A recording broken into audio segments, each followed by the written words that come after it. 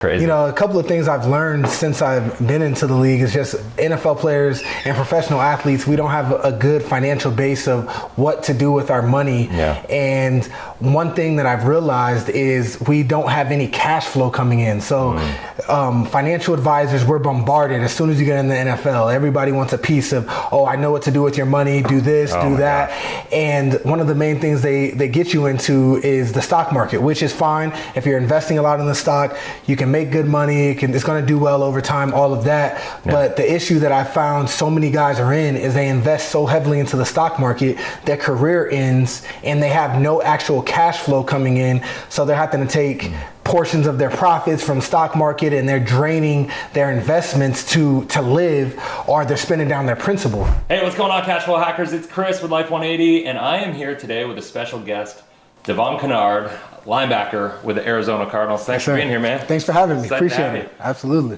So I saw Devon speak at an event, man, it was like 3 weeks ago now or something like that? About a month ago, I think. And so he was on a panel at one of Robert Kiyosaki's events, the Limitless event, and talking about turnkey cash flow real estate, whether it was syndicated real estate or single family homes. And I was watching him on this panel talk. Who's on that panel with you? There were a couple. Kathy Fetke, Pace Morby. Pace Morby was on that with you. That was awesome. Yeah, and then Jay Morrison, I think his name was. Yeah.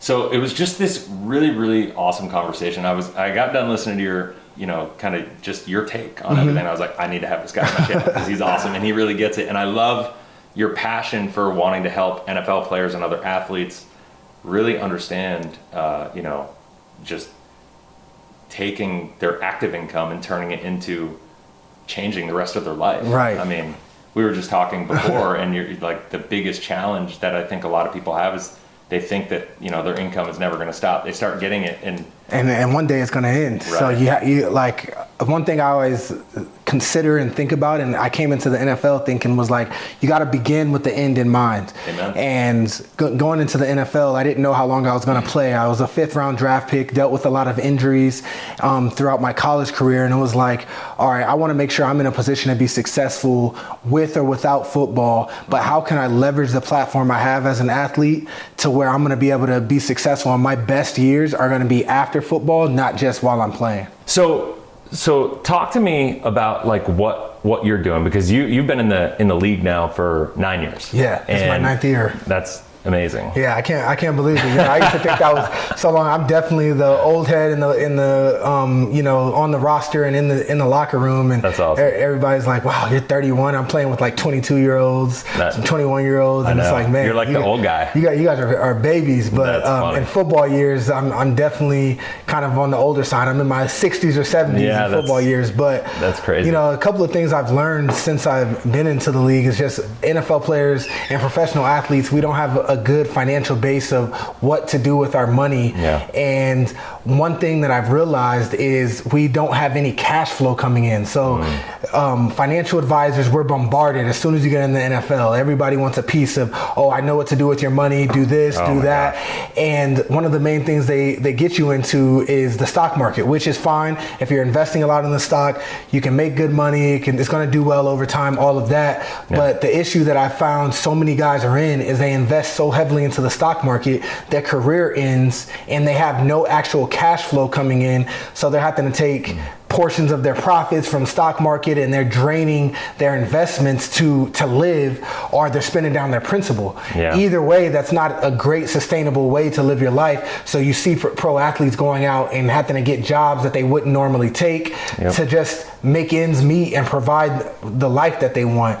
And I was like, I don't want that to be the case for me. How do I create passive income and cash flow in my life and for myself to put myself in a position to be successful? And that was kind of the mindset I had as soon as I got into the league, and it led me to one thing after another in building a real estate portfolio where it can be passive, where I'm focused on football and keeping the main thing, but I'm still able to build an expansive portfolio of real estate that I think is going to be able to sustain my life and how I want me and my family to live for years to come. That's amazing. So talk to me then, like, from that perspective. Before we even started filming here, you were telling me you bought your first property like after your rookie year. Yeah. So like, What was it that got you to trigger and like go down this path that early? I mean, because I mean, you've obviously, and we'll get into it, you've got a lot of properties now, you've got a lot of experience, you have this passion for helping people,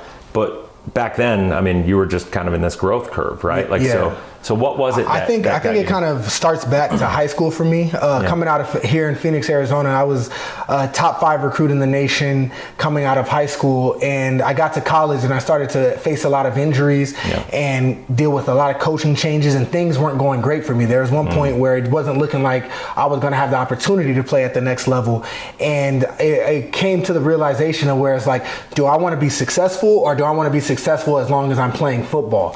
And I was like, I want to be able to be successful and live a productive life no matter what. So it made me realize, okay, taking football out of the equation, how am I going to create the life that I want to have for myself and my family? Totally. And it made me start to network and meet mentors and people from different industries. And I met a few individuals who were in real estate, and one specifically, he was a USC graduate where I went to college, and he became a police officer and built an expansive portfolio. I think he now owns over 1,200 units in California. Has a property management company managing almost 3,000 units, and he started off with a police officer's salary. So 60 grand a year. So for me, it was like, if he was able to build that off of a police officer's salary, then I can do the same thing. And that's where real estate kind of flipped the switch. I started reading Rich Dad, Poor Dad, and every book I can get my hands on. And I got into the NFL, played my first year, had a chunk of money because I was like, I'm going to just save as much as I can. Side note, funny story is, I was a rookie, and most guys go and get a new car as soon as they get in the league. I shipped my high school Kia Sorrento out to New York. I remember all my friends giving me, all my like new teammates and friends giving me a hard time, like, bro, if you don't go buy a new car, are you really driving a Kia Sorrento? I'm pulling up and next to a Rolls Royce, a Camaro, all these like nice vehicles, and I'm pulling up in a little like 2005 Kia Sorrento. That's amazing. But for me, it was like I wanted to save as much as I can so I can have a good nest egg, to where if I only played one year in the NFL, I had a good foundation of finances to where I can go and start to try to build something for myself. So even though my rookie season in the NFL went well, it was like I saved all this money and I still want to start the same thing, even though it's looking like I will play a second year and beyond.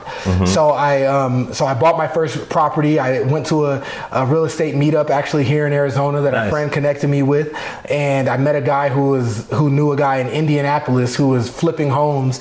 I got connected with him. I flew out there, and my partner and I, we bought a 3-bedroom, 2-bath, single family property for $86,000. That's awesome. Put $12K in each, and I could stomach that at the time. For me, buying a property that was going to be $200,000, $300,000, $400,000 seemed crazy. So the fact that I can go into a market and I was going to spend under $100,000, I had a partner, so we were just putting $12,000 in. Oh, it's amazing. Each.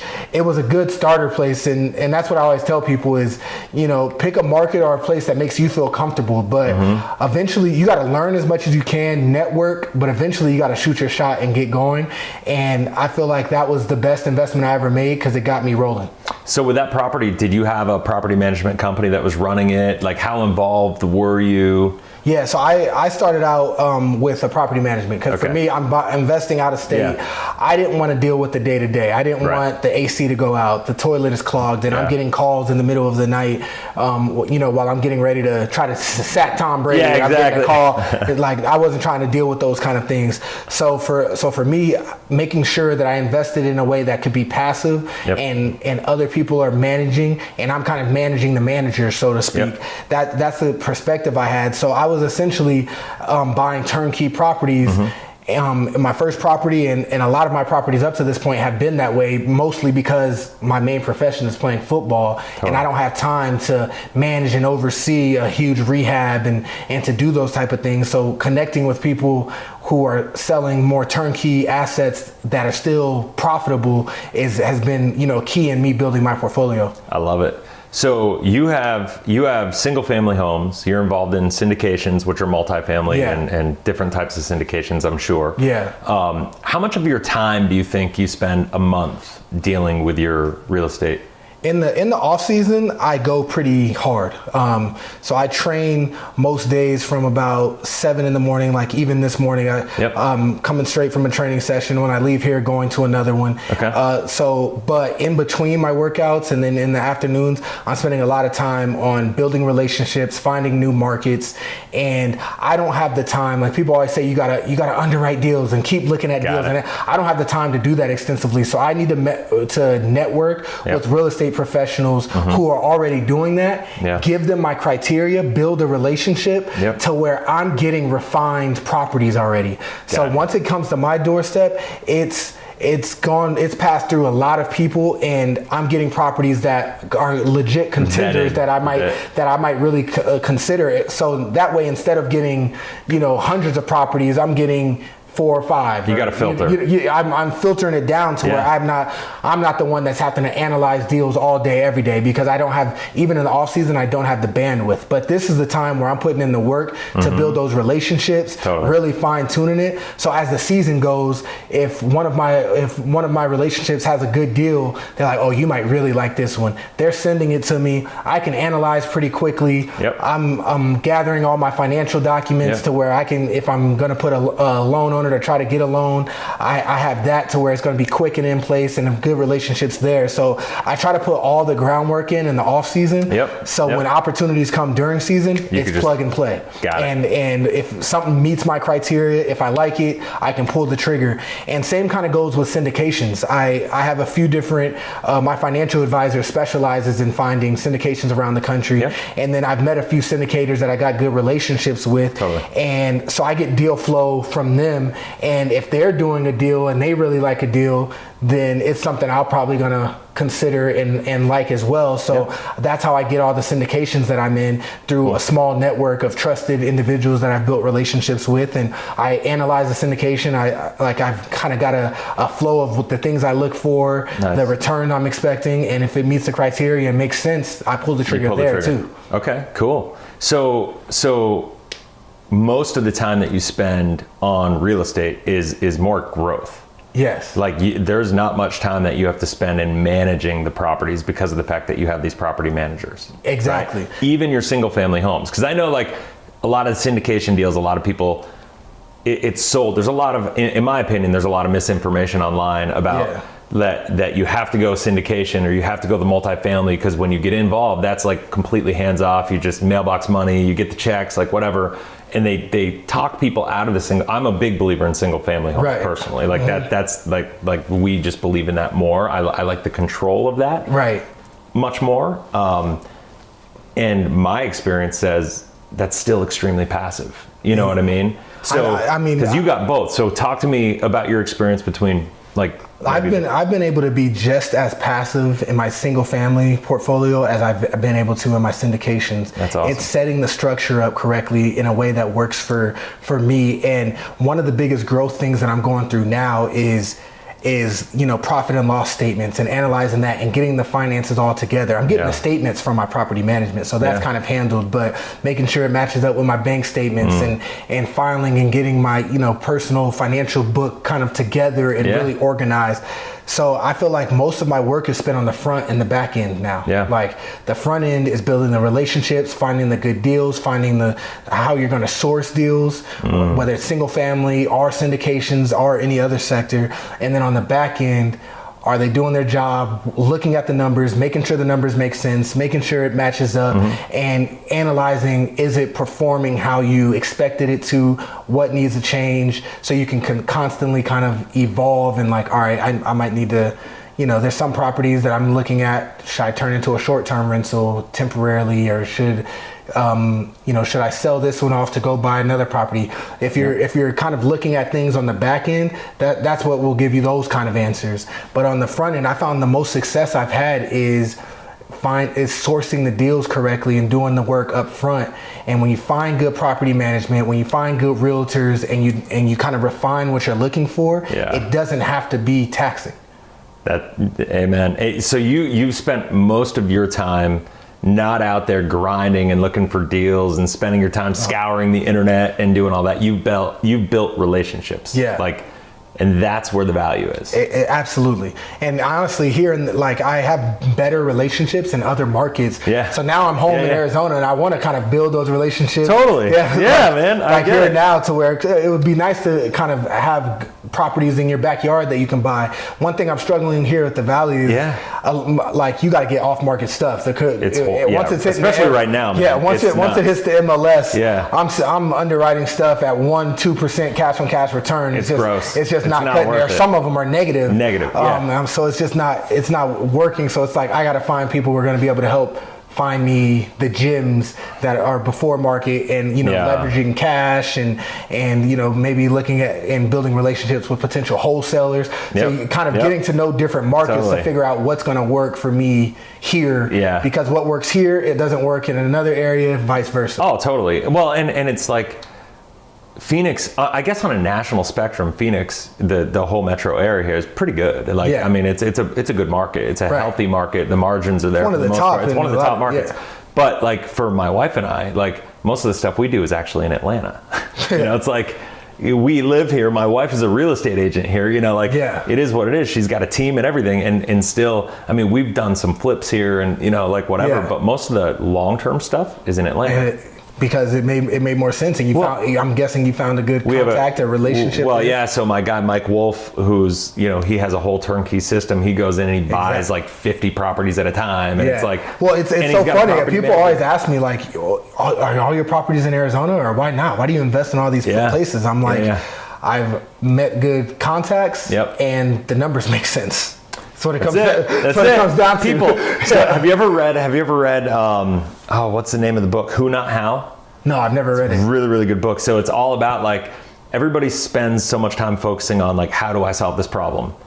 And it's really not about how do I solve this problem, or how do I get the best investment, or how do I find the right property. It's like, who has access to what I need? I have a really good point that goes with that. Yeah. I have 3 potential leads from Limitless. From the conference that we went to. Okay. 2 of them I've already executed on. So beautiful. I met for a syndication deal. Like what kind of multiple? I'll kind of go into it. So one of them is husband and wife in Seattle. That's really cool with Tall Yarber and the whole crew that ran it, and they're flipping high level homes, like $1 million homes in Seattle, and we're looking for some short term lending options. Okay. I've done a couple of short term lending deals. Mm-hmm. You're talking somewhere between 15 and 20% for a year loan. Mm-hmm. I have the extra capital from football and some money just sitting in the bank. The collateral is the property in itself. Yep.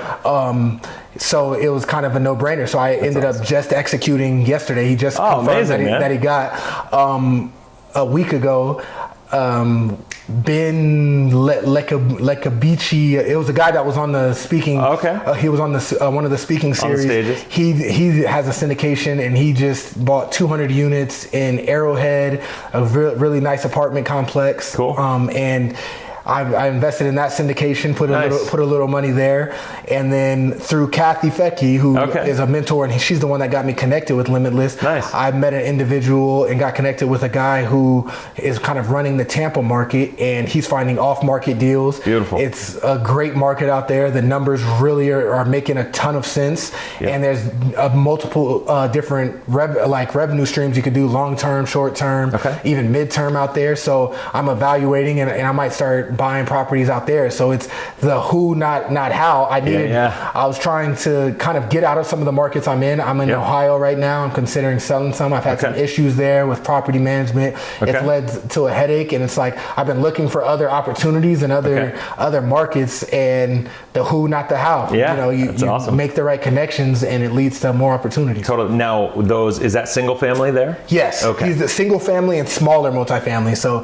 they sent me a couple single family properties and 2 duplexes. I'm kind of underwriting and working through with them on potentially putting in an offer. And I love it. The market, it's not too different from the Phoenix market, but it's a little cheaper. What I'm seeing is I just write down you just pencil out some numbers when you see a property on the MLS, and it doesn't even come close to like the 1% rule, which kind of gives you a good sense of, is it going to be profitable or not. And some of the properties out in Tampa, they're meeting those standards, but similar type of properties, and there's a lot of growth there. So it's a market I'm really considering, but I wouldn't have never considered Tampa if I wasn't connected with the right people and with the team that can not only handle, helping me find the deals, but renovate the deals and the lending and also the property management. So now I have a source out there that I'm considering. So that's building awesome. Relationships is huge. One thing I always say is, some people say your network is your net worth, and I would say your work ethic, your knowledge, and your network will greatly increase your net worth. But if you have a good network, but you're still not putting in the work, and you're not knowledgeable on what you're trying to do, then it's hard to take advantage of that network. That's true. So I found when you combine the three, there's nowhere to go but up. Amen. That's a great perspective. Yeah, totally. Because people don't realize it's not just who you know. Like it's like how do you weave it all together? Weave it all together, right? And you do that by you got to put the work in. At some degree, what does that look like for you? It depends. But you got to put some kind of work in, and then you have to have the knowledge. Like if I didn't know how to underwrite deals, I wouldn't be able to tell if I was getting screwed over or not, or if this was indeed a good deal, a good deal versus a bad deal. I had to gain that knowledge. But gaining that knowledge and putting the work in the real estate world has allowed me to tap into a network that's allowing me to expand. That's awesome. And realistically speaking, when you got your first property after your rookie year, you didn't have all that knowledge, right? No, absolutely. So you've grown into that, and now you have these aspirations. You have a book coming out. You want to teach players how to be, have better financial education and make better financial decisions. And you want to do speaking and coach and teach. And this is a big part of your life goals after the NFL, right? So I always tell people, you have the results in your life because of who you are, right? Like we all do. It doesn't matter. And the bottom line is we have to become more to grow into what we want to be. It doesn't matter what we're talking about, right? And it's like a lot of people probably look at you and are like, oh my gosh, this awesome football player, whatever. But as the human, as the man, you got these goals and aspirations that you realize, and we were talking about this a little bit before, is your life is going to be so much longer after the NFL's over, right? Exactly. And your ability to impact lives is infinitely greater. You're utilizing the NFL as a platform to springboard you to what's next. And I think it's really important to look at that. Like we mentioned earlier, begin with the end in mind. If you don't have that perspective of what do I want, what's next, what is next, I kind of phrase it as you got to have an exit plan whatever place you're in your life right now. You have to have an exit plan as to how are you evolving and what's next. And the best investment you can make is in yourself, and you do that by adding value. If you add value to yourself, you're going to have to keep getting paid more, and you're going to have more opportunities. But if you're not feeding into yourself and growing and learning more skills and developing more expansive mindset and abilities and a skill set, then that's how you become stagnant. But as long as you're continuing to grow as an individual in whatever direction you want to, you're gonna get more opportunities. So I get asked all the time, how am I able to maintain the life that I have? And it's some guys are out there and their hobby is video games. When I get done playing football, I'm listening to podcasts, I'm reading books, I'm looking over my finances, I'm sending out some emails, trying to build relationship. It's a real life hobby and it's fun. So that's one thing I've realized is you got to kind of find things that you love and monetize your passion. People always say chase your passion. We live in a special day and age to where figure out what you're passionate about, and you could find ways to monetize what you're passionate about. There's so many ways. What we're doing here today on YouTube, you're passionate about life insurance and financial literacy and passive investing, and you've built different ways to monetize that. Totally. Everyone could do that. You got video gamers. We're just laughing about video games. They got video gamers out here making millions of dollars. Millions of dollars. They're passionate about it. They found a way to monetize. So I would say don't chase your dreams. Figure out how you can monetize your dreams and monetize your passions. And it's a subtle mindset shift, but it can open a lot of doors. My company name is Life 180, right? So life is an acronym for living intentionally for excellence. Nice. And it's all about we all have the ability to create the life that we love. Right? Absolutely. Period. Yours was football, right? Gamers are gaming, and I'm a nerd and I have this weird thing. you know, I love numbers and Right. like I became weirdly passionate. My wife always tells me, you realize, Chris, like life insurance is the least sexy thing in the world you could possibly do, right? And I'm like, well, but it's like, I'm really good at it, you know, like, right. and it is what it is, but I love it, you know? And so it's like, to your point, I don't enjoy gaming. I'm not good. I'm not going to monetize gaming. Like right.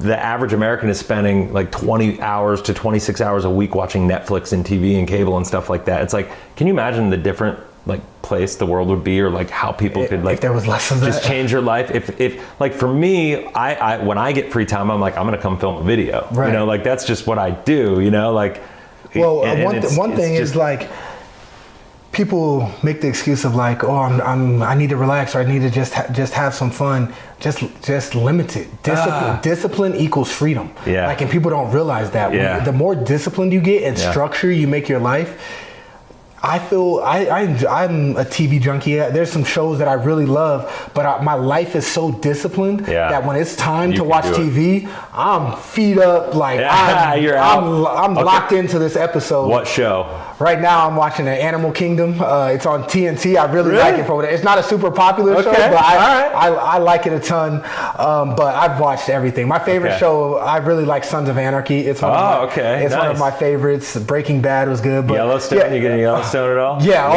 I've watched like a couple of episodes. I got to get all the way in. It's like I've heard great things. It's addicting. But you know, so I can still enjoy TV. Totally. But I have the discipline to where you know, like, when you are taking care of the things you need to take care of first, that's going to lead you in the right direction. When it's time to chill, you can enjoy that chill time. When it's time for your cheat meal, you can enjoy that cheat meal. When it's time to go on vacation, you can enjoy that. But when you're taking mini vacations all the time within your daily life, and you're not pushing yourself towards what you're trying to accomplish, then that's where you put yourself to be a detriment. Yeah, it's like if you're not living your life by design and being intentionally and starting with the end in mind, and you don't know where you actually want to go, it's like any road will get you there, right? Like, and if you're not living your life by your plans and creating a plan to live your life by, you're going to live it by somebody else's just by default, right? Absolutely. And that's not going to get anybody where they want to go.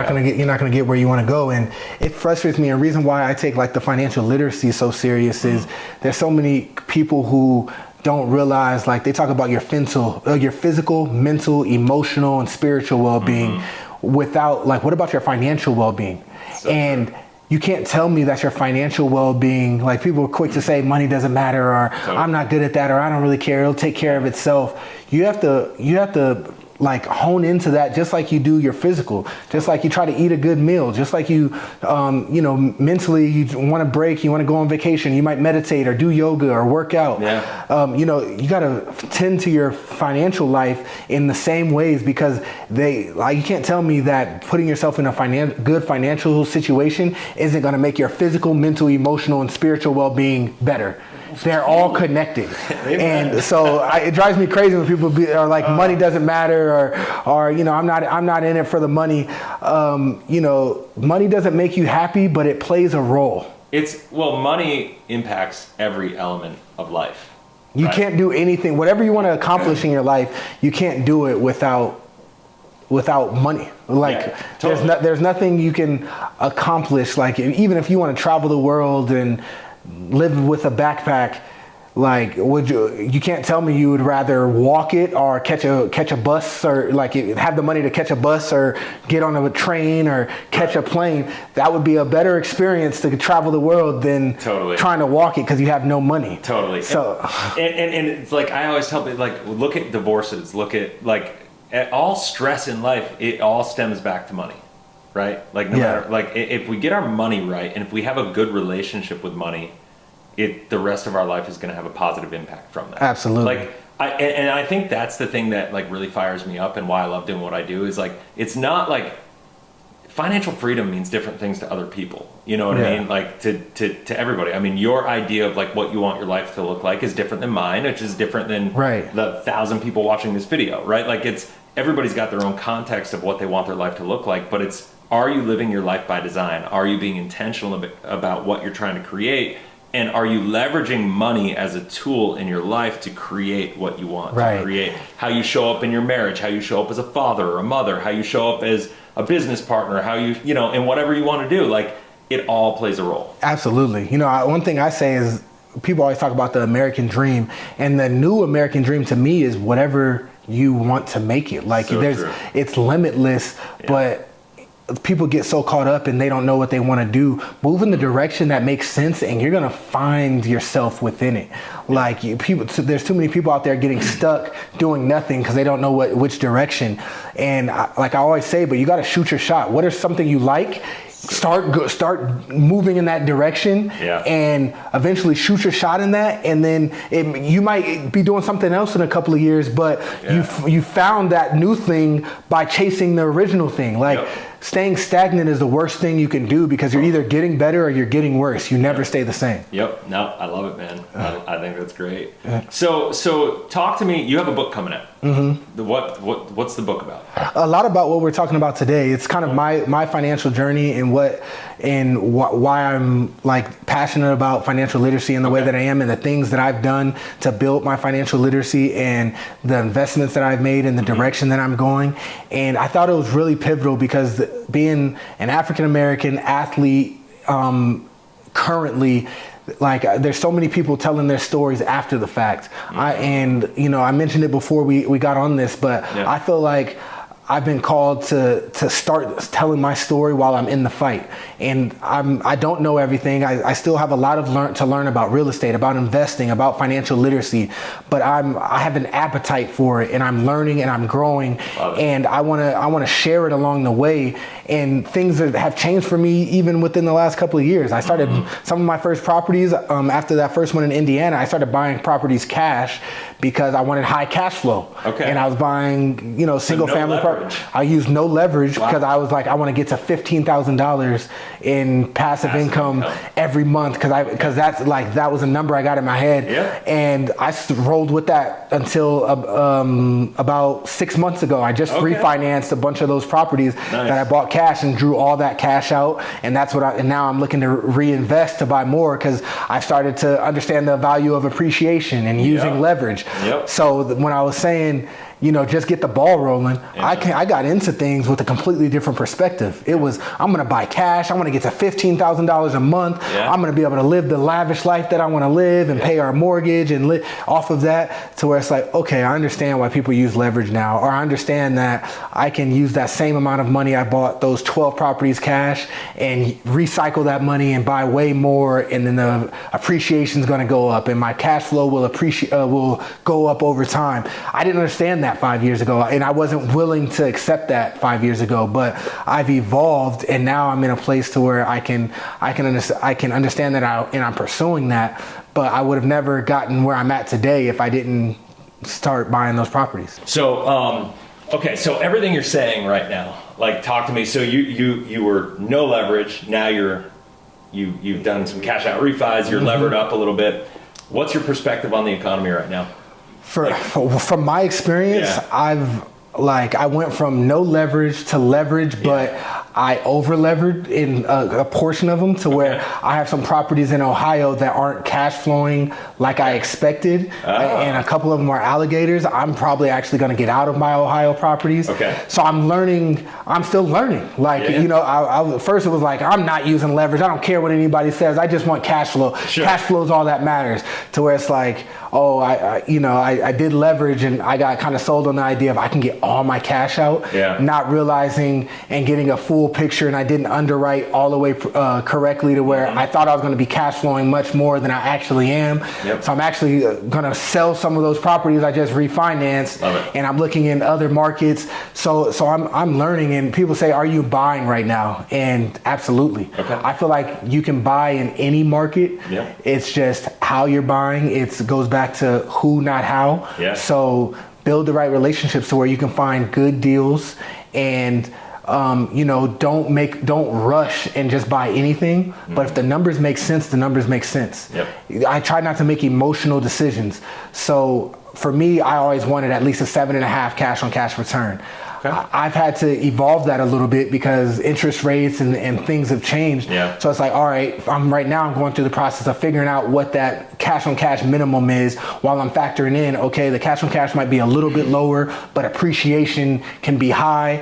But I've realized that a lot of people who invest solely for appreciation end up screwing themselves because they're the ones that, like, when times get tough. So how do you balance that? And that's what I'm kind of working through now. But finding good properties that are cash flowing well, I will never say no to. And I feel like people give up when, like, there's deals out there in any market. You gotta find them, and finding them, for me, I kind of explain what that looks like for me. For somebody else, it could be, you know, skip tracing and door knocking and driving for dollars, et cetera, et cetera. I've realized that's probably never going to be me. No, but it doesn't need to be. But it doesn't. You're starting with a different set of reasons. So exactly. So, but figure out what works for you, or how it's going to work for you. But there's a strategy for everybody. I love it, man. Well, so how can people find you? Like, because I would love to keep this going. I know you got to get back to training and stuff and whatnot, but and I'd love to have you back on the channel at some point. Yeah, absolutely. But how can people find you? I know you have a YouTube channel that you're doing some stuff on. You're got your book coming out. Yeah. You have your website. So I would say, you know, first, my website is DevonKennard.com. So make sure you check me out on my website. I have a newsletter, so please sign up, keeping everything up to date. And then my YouTube channel, I just started it, getting it rolling, and it's going to be about a lot of the stuff that we're talking about today and things that are relevant between sports and business and financial literacy. Hitting that, and then all my social media is at Devon Kennard. So please follow me, everybody. I appreciate it. But pretty much if you type in Devon Kennard anywhere, you'll find one or the other. Like killing somebody on the football field. You might find anything else. So that's awesome, man. So before I go, I got to ask this, because we talked a little bit about before. You just started doing some life insurance stuff. Personally, not getting into any details or whatnot, but there's a lot of people that I think are confused about, like, what role that plays in life, right? Well, I had no kind of look at this. I mean, because we talk about it a little bit, and it's totally cool. If, like, you know, it just I would love your perspective really quickly. Like, what was it that got you interested in it? Because you're doing it for yourself, and you're learning about it as you go. Kind of like with your real estate journey, right? You're like, okay, this makes sense. I'm going to do it. And as it evolves, you kind of make it into what you need to make it. Yeah. Well, I have 2 daughters at home, but even before I had my kids, it made sense to me to have life insurance. Sure. So I've been pitched it, and being a professional athlete, we get pitched life insurance and different forms of that stuff all the time. And most of it is complete trash. I was in a pretty bad policy that I had analyzed by a couple of different people, and I realized it was pretty much going to eat me alive over time. So I got out of that. Luckily, I didn't lose much, if any. So I got out of there pretty clean. But I started to learn about, like, how I can leverage life insurance to where I can utilize that, and my kids and my family can have a large death benefit, but in the meantime, I can still utilize cash flow from my life insurance policy. So understanding that whole dynamic to where it's like, my kids and my family is going to be able to benefit it from it when me and my wife die one day, but I'm going to be able to leverage my policies and get actual cash flow. And by the time I'm 40 years old, I plan on being able to take out significant cash flow yearly, tax-free. That's going to be money I'm probably just going to reinvest. That's going to be new money to put into new real estate deals. And the big component, which it sounds like you do a lot of, is being able to use leverage to pay my policies, because I have a large premium that I don't want to be paying for forever. So to be able to leverage that, a line of credit to be able to pay. It's kind of over my head on explaining it. I'm sure you do a ton on your channel, but I think it's so valuable, because I started to realize most wealthy individuals who are very, very wealthy, they're using life insurance, and it plays a role. And another thing that is free for me to think about is, if I have a really nice life insurance policy for when I pass one day, then as I get older, I can spend all my money. Spend whatever you want. You don't have to worry about it. You don't really have to. That's going to get replenished. So I'm like, as years go on, I'm still a young man, 31 now, but I'm like, my kids are going to have a nice little chunk of change from when my wife and I pass. They don't need none of my money. They're going to have their own. So it kind of flips a mindset to where it's like, it's not like you're trying to save all your money. It's a different type of freedom. Yeah. Right? Like I don't need, like as long as my life insurance policies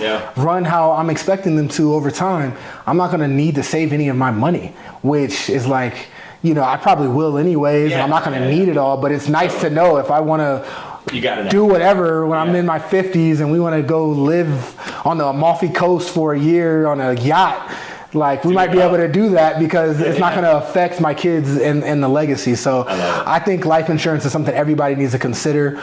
You can leverage it. I don't care who you are. If definitely in a position like mine, but everyone should have some form of life insurance.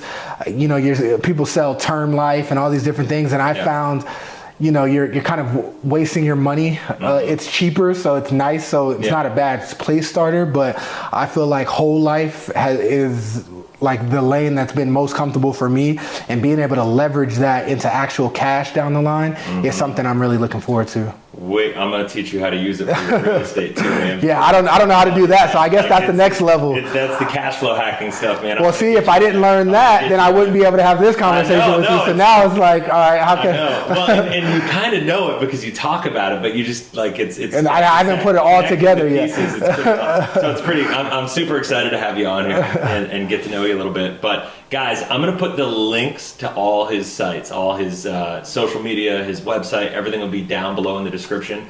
Go follow his channel. I'm going to put the subscription link to his channel right down below in the description here. And dude, this is awesome. Thank you so much for having me on. I'll definitely be back. Awesome, appreciate it. Awesome. All right, guys. Have a blessed, inspirational day. We will see you on the next video. Take care. See you next time.